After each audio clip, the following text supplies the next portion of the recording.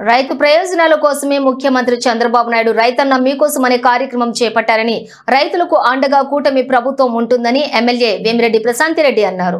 ఇందుకూరుపేట మండలం అందెమ్మ సత్రం వద్ద రైతన్న మీకోసం ముగింపు కార్యక్రమంలో ఆమె పాల్గొని రైతులతో మాట్లాడారు.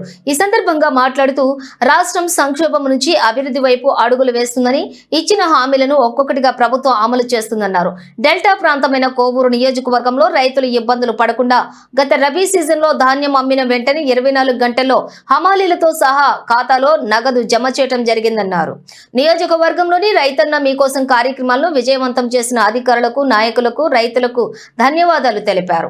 ఈ కార్యక్రమంలోని కూటమి ప్రభుత్వ నాయకులు, అధికారులు, రైతులు పాల్గొన్నారు.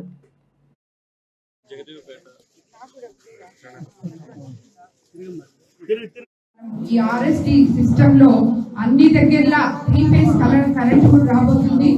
రైతన్నలకి మనం ఏదైతే ఆత్మ రైతులకి వాళ్ళకి చెప్పామో అదే విధంగా ఎలక్ట్రిసిటీ బిల్స్ కానీ అన్ని కూడా రాబోయే రోజుల్లో ముఖ్యమంత్రి చంద్రబాబు నాయుడు గారు తప్పకుండా ఆల్రెడీ చేస్తున్నారు. ఇంకా కూడా ఆత్మ రైతుల కోసం మీరంతా చూశారు. మొన్నే లోకేష్ బాబు కూడా మన ఎక్స్పోర్ట్ క్వాలిటీ దానికోసం కూడా రైతులు పైన వేరే కంట్రీలో కూడా అందరితో కూడా మాట్లాడడం జరిగింది. అవన్నీ కూడా ఇటు ఫిషరీస్ డిపార్ట్మెంట్ కానీ అలాగే ఆక్వాకల్చర్ రైతులకు కానీ కూడా మన గవర్నమెంట్ అండగా ఉంటుంది, సపోర్ట్ గా ఉంటుంది అని చెప్పి కూడా నేను తెలియజేసుకుంటున్నాను. అలాగే మన కోవూరు కాన్స్టిట్యున్సీలో